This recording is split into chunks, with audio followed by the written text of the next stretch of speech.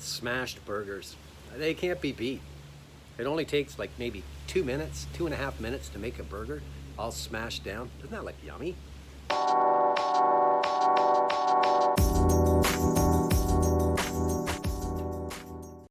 Smash burgers. I think it's probably the best burger that you can eat. I buy an 80-20 mix from my butcher. He grinds up chuck roast.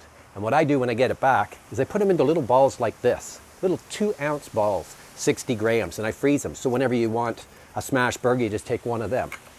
I've got some fresh ground chuck right here, the 80-20 mix, and we keep this as simple as possible. Watch how fast this goes. Salt and pepper, super simple. Here's the pepper, and that's about all you need on that. Now, what you do is you put it salt and pepper side down.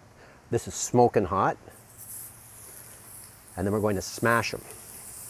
Now, you can use a bacon press, burger press like this, but I like this one because it's very strong and I can push down and it's one less thing to clean up too. And I kind of preheat it like this, and you just push down.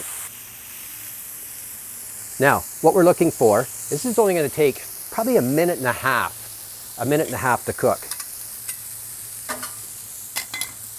We're going to get a deep, dark, super brown crust on there.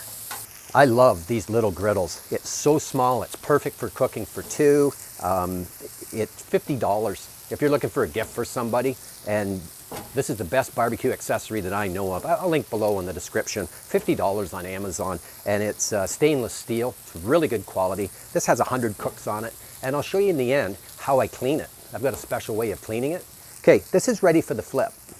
So I'm going to come in underneath, and this particular flipper, I like it because it's flat on the bottom and it's beveled on the top, and it's extremely sharp. I've sharpened it, and I want to come in underneath this burger just like a razor.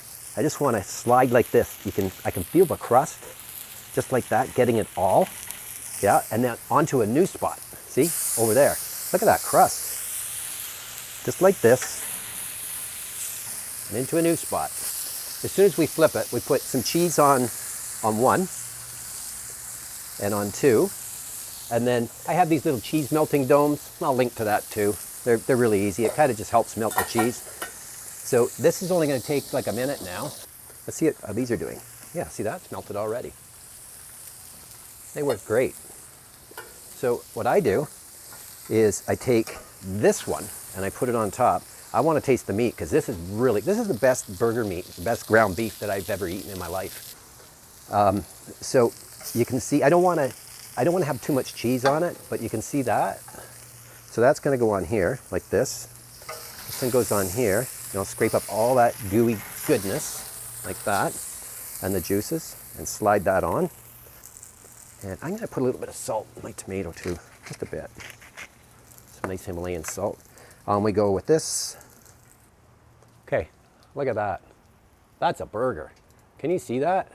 Nice and juicy. And now to clean the little griddle, what I do is I have a little scraper like this. It's kind of like a putty scraper. And I go like this, and I pick up the large pieces, and I wipe it on the towel like that. Just like this. And then I take the towel, and I kind of skate it through the grease like that. Now that's done. So that's completely finished there. Now what I do is I put on some Barkeeper's Friend. I'll put it on half here and I'll clean it, and I'll put a picture up here to show you how powerful it is. Oxalic acid is what it is. The same stuff as in rhubarb and spinach, and so it doesn't hurt anything, but it really cleans up my Crown Verde grill.